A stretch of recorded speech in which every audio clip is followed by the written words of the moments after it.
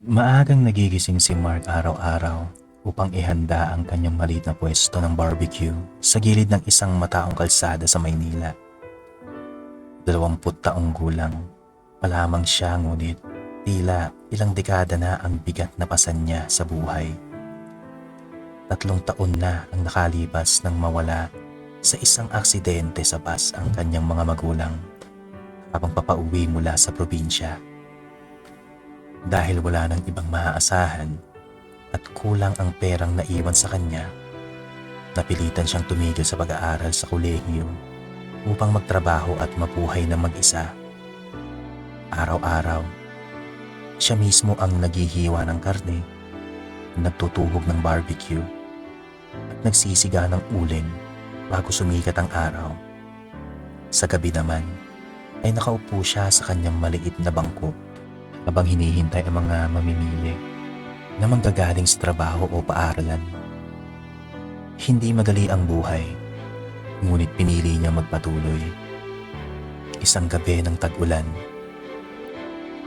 habang halos wala nang bumibili sa kanyang paninda, may isang babae ang lumapit sa kanyang pwesto. "Makakabili pa po ba ako ng 5 barbecue?" Tanong nito habang nakangiti. Napatingin si Mark sa babae. Mahaba ang buhok nito, maputi ang balat at may mga matang tila may dalang lungkot kahit nakangiti. "Oo naman, ikaw yata ang unang customer ko ngayong isang oras," biro ni Mark. Napangiti niya ang babae. Ang sabi, "Pasensya na kung late ako." Habang inaabot ni Mark ang barbecue, napansin niyang malamig ang kamay ng babae nang tanggapin nito ang sukle. "Ako nga pala si Mark." "Lucy nga pala," sagot ng babae. Mula noon, madalas nang dumadating si Lucy sa kanyang pwesto. Ngunit may kakaiba rito. Palagi lamang itong dumarating kapag walang bumibili. Minsan alas 7 ng gabi, minsan alas 10. Minsan naman ay halos magsasara na si Mark. Kapag may ibang customer na lumalapit, tahimik lamang na umaalis si Lucy at bumabalik kapag sila na lamang ulit dalawa. Hindi yun pinansin ni Mark. Ang mahalaga sa kanya ay may nakakausap siya. Unti-unti silang naging magkaibigan. Napag-uusapan nila ang mga pangarap nila, mga paboritong pagkain, at maging ang mga simpleng bagay tungkol sa lungsod na kanilang ginagagalawan. "Minsan gusto kong makita ang buong Maynila mula sa pinakamataas na gusali," sabi ni Lucy isang gabi. "Bakit hindi mo pa ginagawa?" ang tanong ni Mark. Napaingiti ito ng bahagya.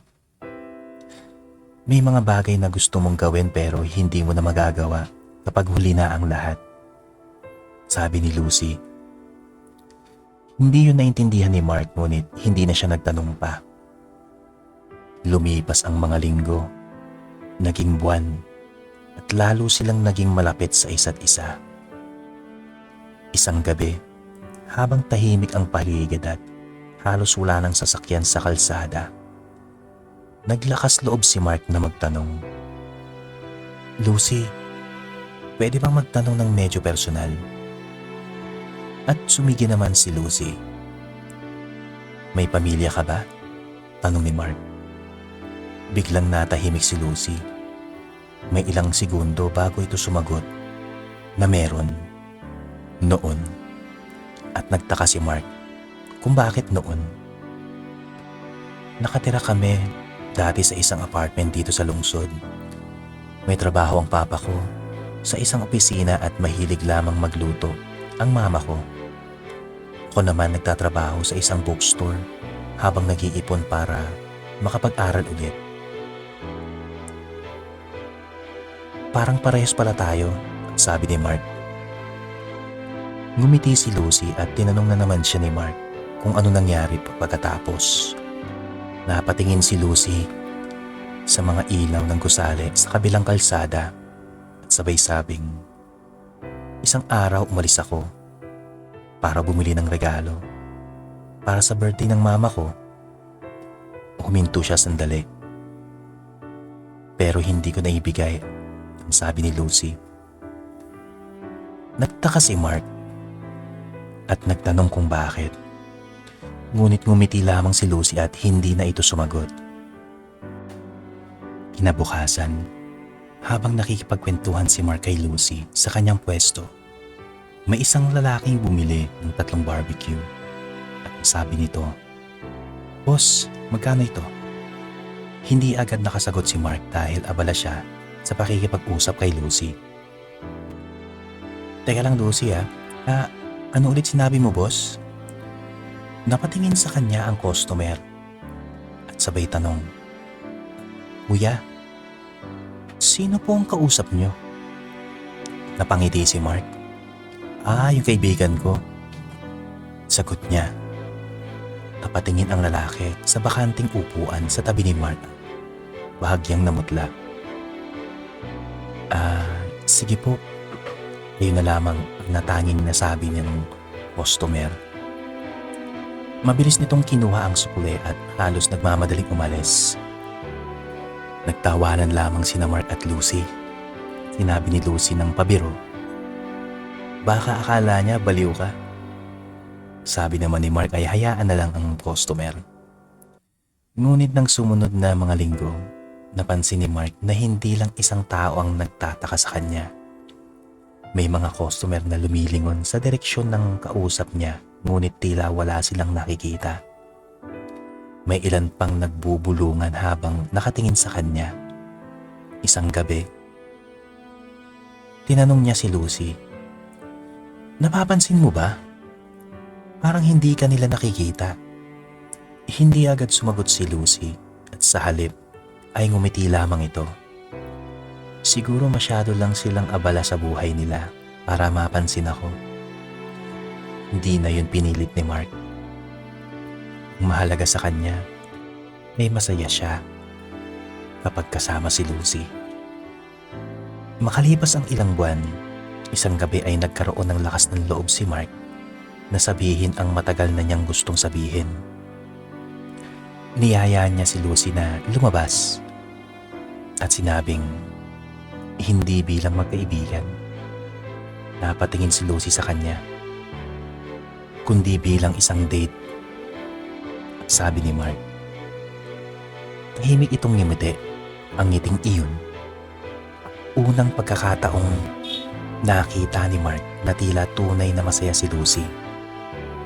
"Sige," ang sagot naman ni Lucy. At sa gabing yun, hindi alam ni Mark na ang simpleng oo na yun ay magsisimula ng isang pag-ibig na susubok sa hangganan ng buhay at kamatayan.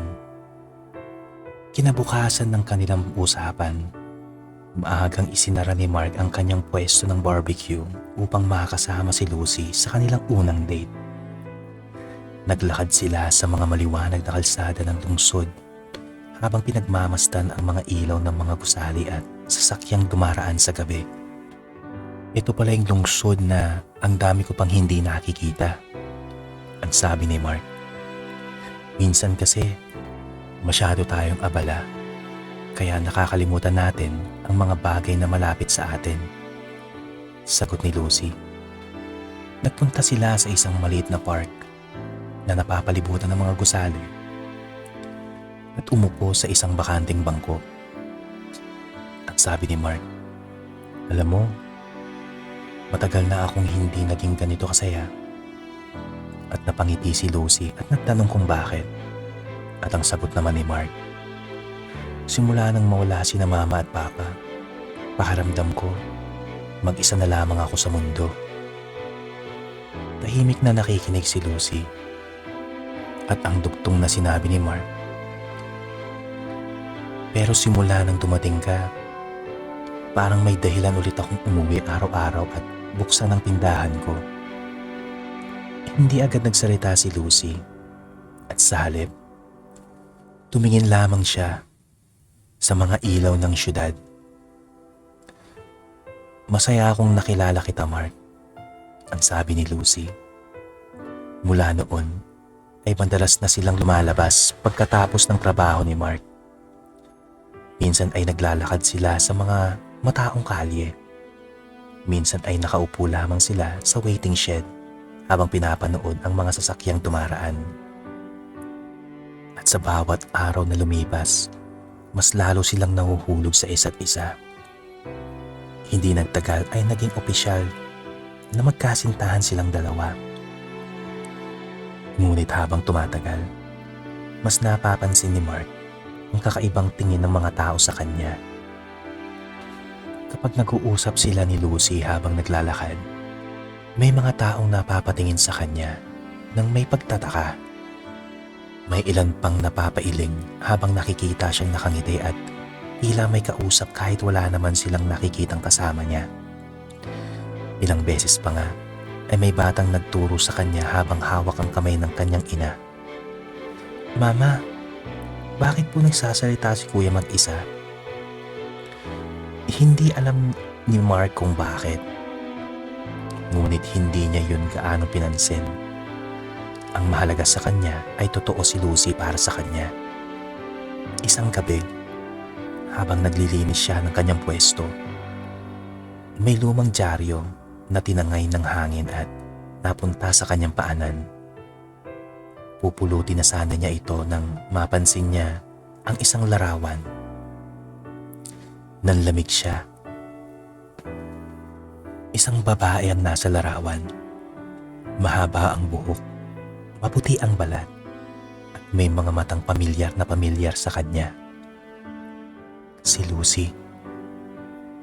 Nanginginig niyang binasa ang nakasulat.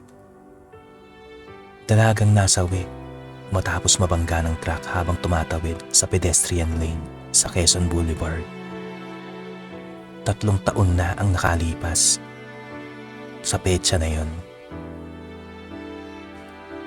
Parehong taon nang mamatay ang kanyang mga magulang. Hindi makapaniwala si Mark at paulit-ulit niyang tiningnan ang larawan. Hindi siya maaring magkamali. Si Lucy yun. Kinagabihan, dumating muli si Lucy sa kanyang pwesto. Himik lamang itong ngumiti gaya ng dati.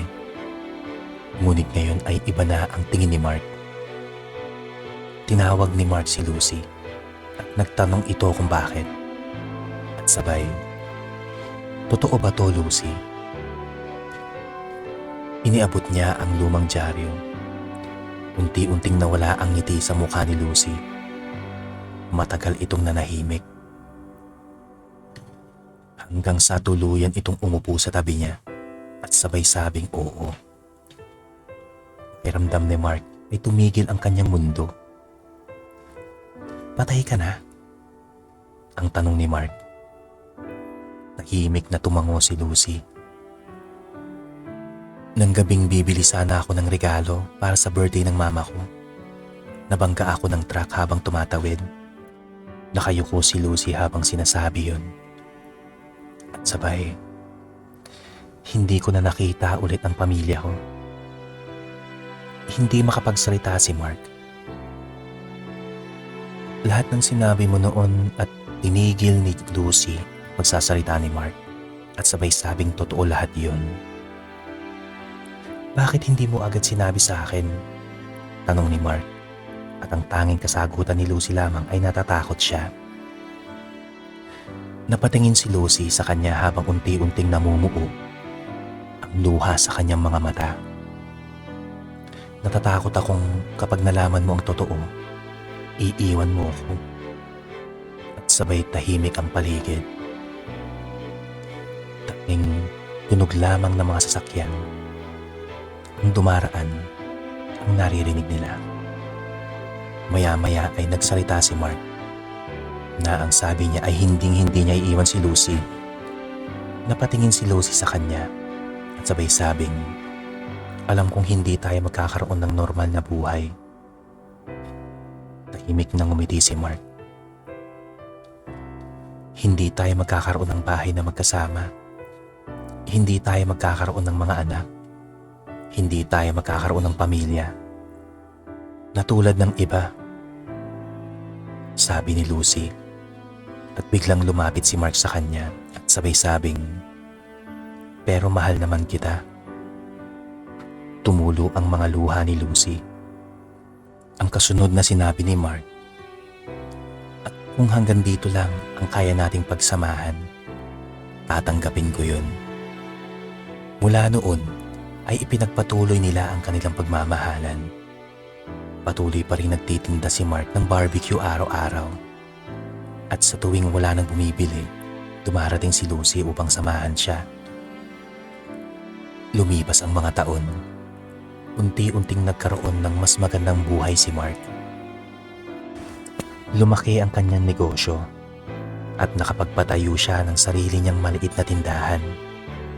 Ngunit gaano pa karaming tao ang dumating sa kanyang buhay, hindi nawala si Lucy sa kanyang tabi. Habang tumatanda si Mark, nananatiling pareho ang itsura ni Lucy. At sa bawat kaarawan niya, sa bawat Pasko, at sa bawat bagong taon, si Lucy pa rin ang una niyang hinahanap. Dumating ang araw na naging matanda na si Mark. Mahina na ang kanyang katawan at puti na ang kanyang mga buhok. Isang gabi, nakahiga siya sa kanyang kama habang pinagmamasdan ang mga ilaw ng lungsod mula sa bintana. At sa tabi niya ay nakaupo si Lucy. "Takot ka ba?" tanong ni Lucy kay Mark. Ngumiti si Mark at sinabing hindi. At tinanong ni Lucy kung bakit. At ang sagot ni Mark, "Dahil alam kong hindi na kita kailangang iwan." Unti-unting pumikit si Mark habang hawak ang kamay ni Lucy. At sa unang pagkakataon, matapos ang napakaraming taon, naramdaman niyang muli ang init ng kanyang mga kamay. Pagdilat niya, wala na ang sakit sa kanyang katawan. Wala na rin ang bigat ng edad. Sa kanyang harapan ay nakatayo si Lucy habang nakangiti. "Handa ka na?" tanong ni Lucy kay Mark at tumango ito. Magkahawak kamay silang naglakad papalayo habang unti-unting nawawala ang mga ilaw ng lungsod sa kanilang likuran. Sa wakas, wala nang pagitan na buhay at kamatayan. Wala nang lungkot. Wala nang paghihiwalay. At sa pagkakataong ito, sigurado si Mark na hindi na niya kailanman pakakawalan si Lucy. Dahil minsan, may mga pag-ibig na hindi kayang tapusin ng kamatayan. At minsan, may mga taong itinadhana para sa isa't isa, kahit magkaiba man ang kanilang mundo. At para kina Mark at Lucy, nagsimula pa lamang ang kanilang walang hanggang pagsasama. Magpakailanman.